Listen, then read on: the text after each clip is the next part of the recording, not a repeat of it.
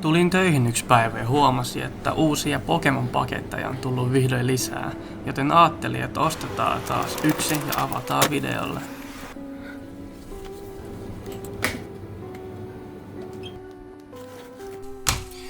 Noniin.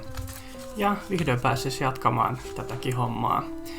Ei oo viimeksi kun teki tätä joskus kesäkuussa, niin ei oo Suomeen ehtinyt oikein tai tullut missään vaiheessa niitä uusimpia settejä, mutta nyt niitä on vihdoin tullutkin. Ja...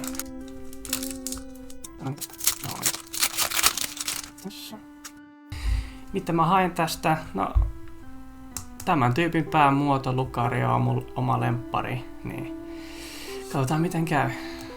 Riolu, Nickit, Snomi, Scorbunny, Tangrowth, Grumpig, Larios, Xerneas.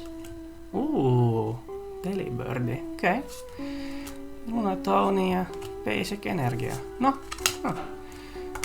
Sanoisin, että jälleen ihan hieno, hyvä tuuri on ollut, kun saa kaksi koko hyvää arttia, hyvä artista korttia tähän. Ei paha.